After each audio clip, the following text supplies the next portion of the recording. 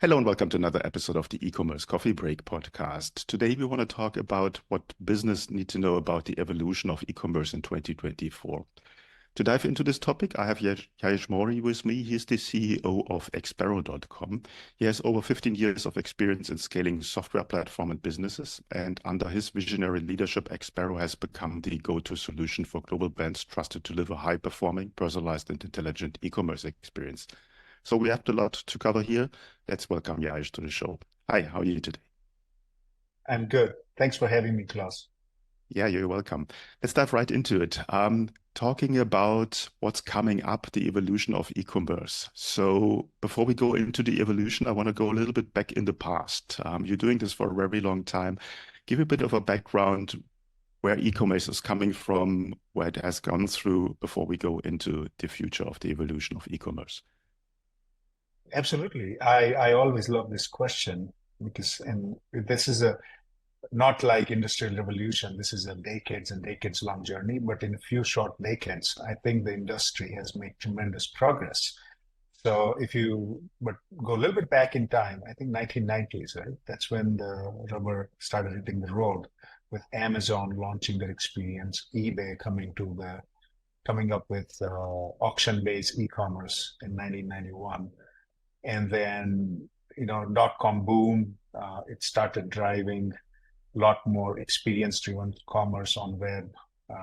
And just with the widespread adoption of internet in general, people love the convenience of e-commerce. And we saw a lot of brands are going online. Then we have Shopify, Magento, and BigCommerce coming to the table. And they are really, in my opinion, democratizing the e-commerce.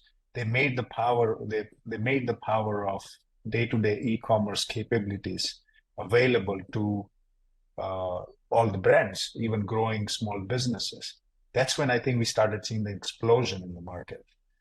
Then, mobile commerce started growing, and recently, as we all are noticing, social commerce is growing now. And I think we are again at another evolutionary point where AI and data and customers' expectations of personalization, omni-channel experiences is again turning the e-commerce industry upside down and demanding every single growing brand to offer more personalized capabilities on their storefronts. And I think in future, as everybody is experiencing the new productivity that AI is enabling, there are lots of new things in store, like conversational commerce, assisted shopping, even AR and VR with more products and capabilities are coming to the market. I think e-commerce is in it for another revolution, but the industry has always embraced the new change and has always excelled and grown. So I'm looking forward to the future that is going to bring for us.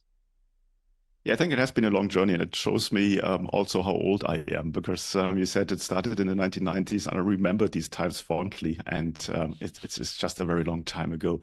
Now, you said it went through different stages of evolutions, and I think it's a twofold thing. The evolution is on the one side is on the buyer, on the customer side, and the evolution is also on the merchant side, providing the services. And as you said, they went through different stages. Now we have generations who grew up. For them, e-commerce was always available, and they potentially have a very different user behavior, customer behavior than someone who is a little bit older. I want to go into the little things that you mentioned before when we're talking about how e-commerce have adjusted to different demand levels. Give me a bit of an idea on how the customer experience has changed over time. Absolutely, and I think the point you raised about the new generation, it is very valid. Because if we think about the generational shift, I think the millennials and Gen Zers and Gen Xers, they are taking over because they are probably the largest consumer market now, and their shopping preferences are very different than the shopping preferences of baby boomers and the previous generations. And like you said, this is a mobile generation. They don't know the life and world without internet, e-commerce, mobile. So how do we actually enable them uh, to shop better and cater to their preferences? That is a new evolution of e-commerce. Uh, and there are a ton of different preferences that we notice from this audience, new audience that we all need to cater to. And number one that we see is personalization. Every millennial or Gen Zer, they are actually in love with the shopping experience that companies like Amazon are able to provide. As soon as you start looking for a product, Amazon will start suggesting you the similar products, complementary products, and with every click and tap, your homepage is different. And they're always nudging you towards exploring more. And in other words, I tell my wife that now you can window shop on Amazon too, because they will keep surfacing different stuff for you and you will keep exploring. This is the experience that the millennials and the new generation is looking for. And as a brand, it is very important for you to create that personalized experience. If you want to have the new shoppers being engaged on your website, new shoppers being completing their checkouts that they haven't done yet, and even taking this behavioral data and experiences and really retargeting them on other channels that they absolutely love to hang out on, like WhatsApp, Instagram, even TikTok, and even their personal messaging apps and emails. How do you touch them across the channels? Because this is no longer an optional initiative or optional thing for the brands. They have to be omni-channel because the new customers expect them to be omni-channel. So I think these are the big trends we see. I think that's a very important point that you made there, omni-channel and customization. And I want to dive a little bit deeper into these two topics. Now, omni-channel sort of is clear. You, as a brand, you should be on every available channel that your customer is using. And you gave a good example there. Now, when it comes to customization, in the past, customization for a small, medium enterprise selling online was almost impossible. You had a system in the background, might it be powered by WordPress, by WooCommerce, which was sort of static. So basically, you were just setting up your product detail page, and that's what you had, and that's what the customer had to live with. This has changed a lot, and I want to dive a little bit more into that. How do you use data nowadays, and what kind of platform do you use to provide this kind of customization to your customer? Absolutely. I think it's a great point because the experience for most of the customers starts on your website most of the time, even though when you're selling on other channels, but the real experience of the brand is on your website. And I think, like you said, previously people were using WordPress and WooCommerce, and then they were limited. So then the Shopify, BigCommerce, Magento, these platforms have started providing some more control over your catalog and some of the experiences that you can create. But right now, there is another evolution that is ongoing in the industry around headless and composable commerce. And the idea here is to create tailored experiences that are important to your customers without compromising due to technical limitations of any platform. So as you have been in the ecosystem, you know that a lot of these platforms, Shopify, BigCommerce, while they offer great functionality out of the box for new e-commerce starters and even some of the small businesses, when it comes to creating a personalized experience that matches to the level of growing brand or an enterprise, they still haven't been there yet. What happens is some of their limitations, for example, limitations on the templating engine, limitations that are related to search, merchandising capabilities, ability to integrate other ERP systems or third-party PIM systems. These things are day-to-day norms for the growing brands. Small business owner will not face these problems, but as soon as you have crossed few million in revenue, you are going to be in this ecosystem. And that's where these platforms fall short in creating that customized, unique experience that ties into the merchant's ecosystem of existing technologies and tools they need. So what we are seeing is a lot of these growing brands and enterprises are embracing this headless and composable approach. And what I mean by that is they are bringing best of the breed tools together. Well, let's say they will take Shopify as an e-commerce platform. They will use something else as search and merchandising. They will pick another CMS solution. They will also, build a custom store because they want to do some custom functionality that they require. For example, sometimes CPQ or product bundling or subscription model. There can be lots of different use cases. And then they will actually build this entire experience, launch it on their own, spend hundreds of thousands of dollars developing it, and really create that next gen site experience, which is fast, personalized, and allows them to really give that tailored experience to their customer, each and every customer. Now, the problem with this approach is it's great if you are a large enterprise that you can invest all of these resources, build it for months or sometimes years, and launch it, and spend hundreds of thousands of dollars even maintaining it.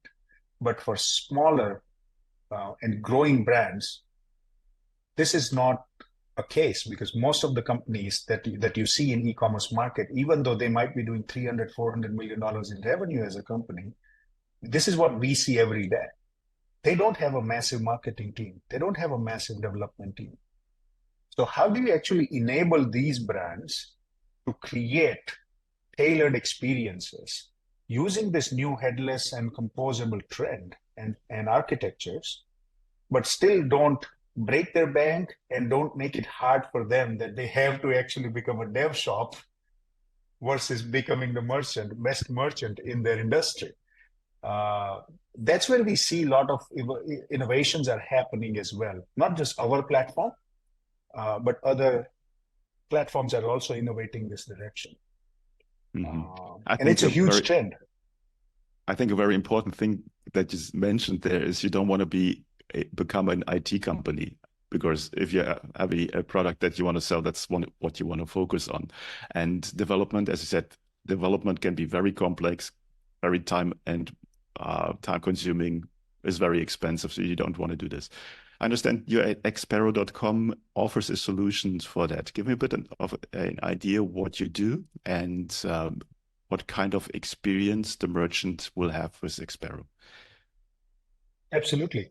So at Expero, we actually try to solve this very problem, enabling growing brands, mid-enterprises, and even large enterprises to actually build tailored headless and composable experience that are personalized, omni-channel, and directly fitting their brand's needs across mobile, web, as I mentioned, omni-channel, email, text, everything.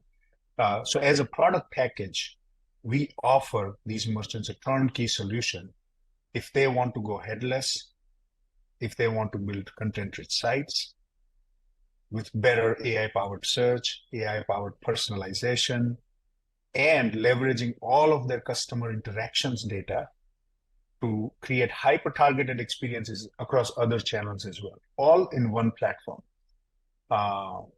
And the beauty of it is you can actually build your great headless experience in less than 4 weeks. We have out-of-box integrations on top of Shopify, BigCommerce, Magento. So you don't have to re-platform your e-commerce.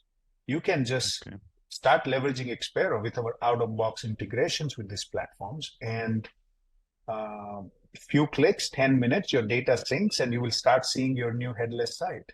And you can start customizing the experience, integrate with your systems, improve your search, everything within a few days, just with few clicks and taps.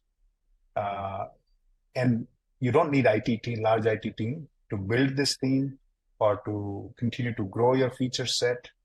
Even if you have a single developer or two, you can maintain this whole site. We have a network of agency partners already who can help you build these experiences in a very cost-effective way. when post that, that's where the beauty starts.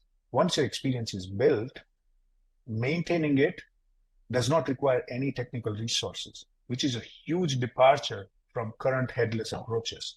Because when you go headless, even on Shopify today, you basically have to have a developer if you want to make changes to your site, because there's no drag and drop builder on any headless platforms right now. We offer that capability. So your marketing team, despite your headless, they can make changes to your site, and everything that they change will reflect immediately in a really fast way on your site. This is a hard engineering work that you need to do if you're doing headless on your own. And every interaction that happens on this headless site, all of that data is captured. Now you can do content personalizations using it. So think about showing different banners when a shopper who has looked for kitchen products on your site versus showing a different banner to somebody who was looking for clothing products. And even if you are a single brand, think about location-based experiences. For example, if you're selling sporting goods, right? And you have a customer who is looking at the site from Vermont or Montana, maybe they will be more geared towards skiing equipments versus you're going to Texas. Skiing equipments are not going to sell there. So how do you sell something else to that audience? Maybe football.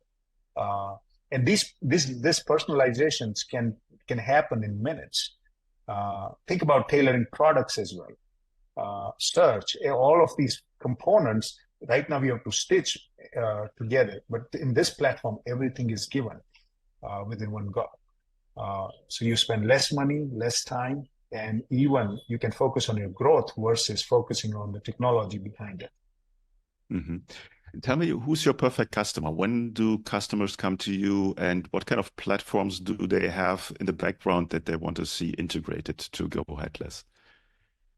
So that's a great question. I think so. We generally, if you are a brand that is actually doing more than $5 million a year, I think that's when I think the personalization and all of these technologies would start making sense. Because at that point, you have already done all the basic optimizations. You have tried everything that you can from the e-commerce stores.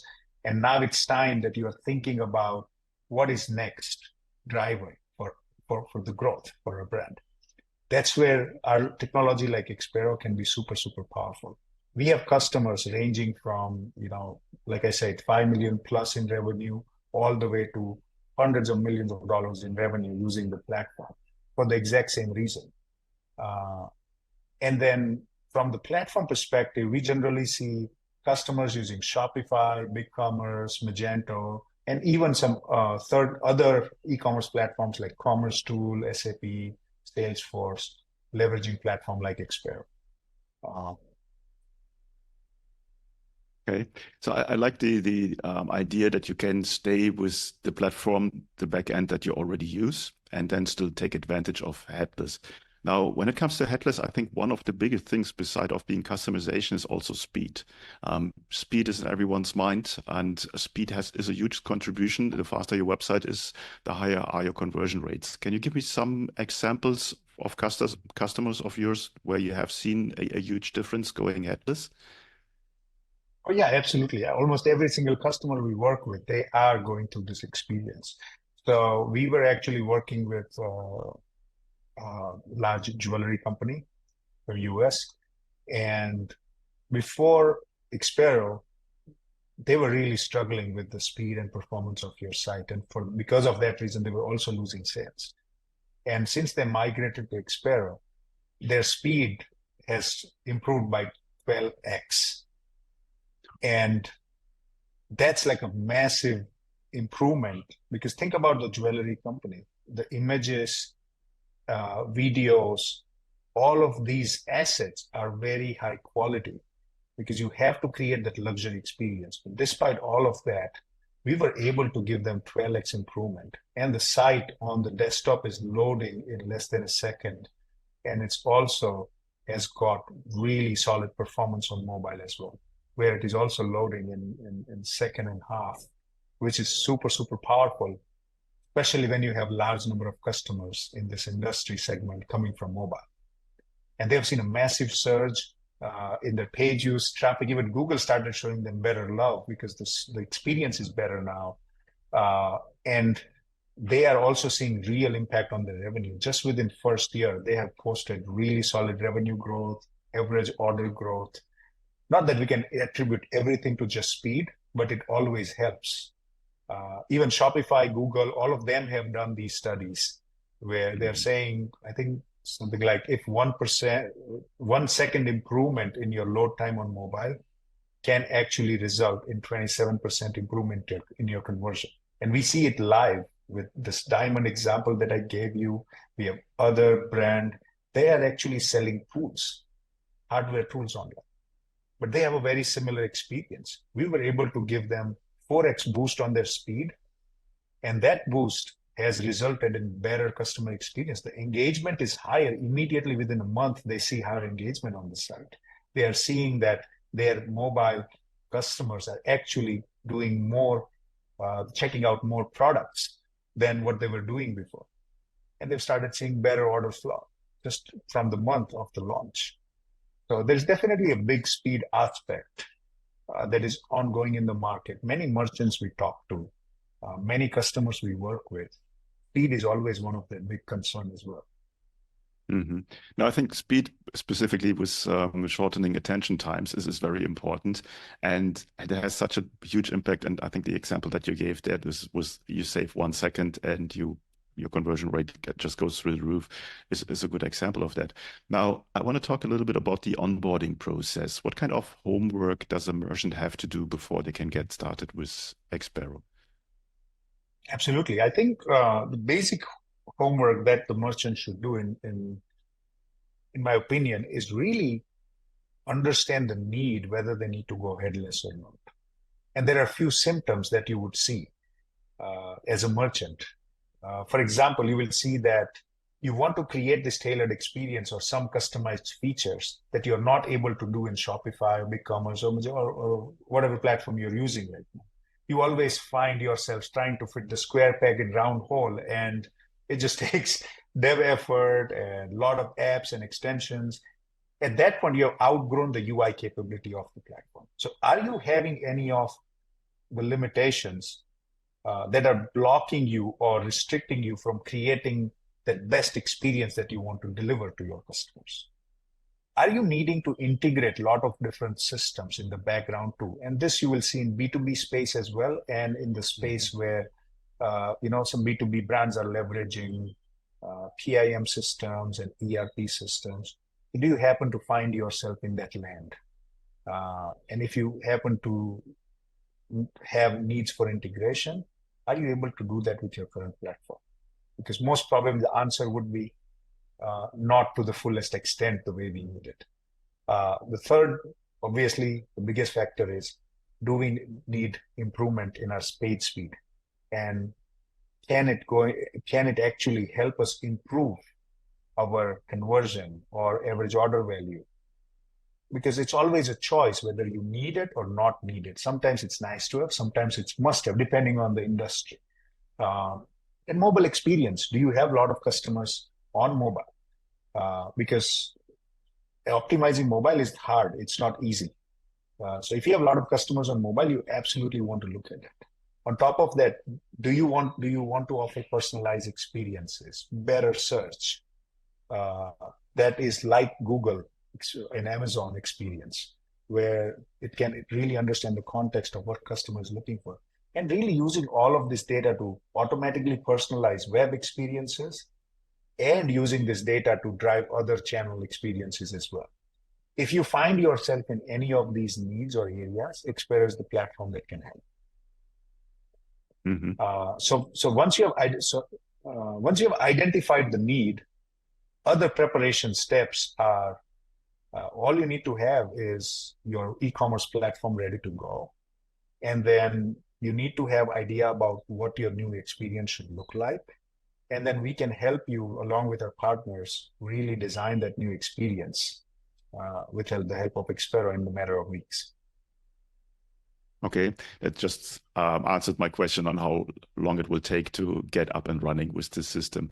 Tell me a little bit about the pricing structure. How does that work?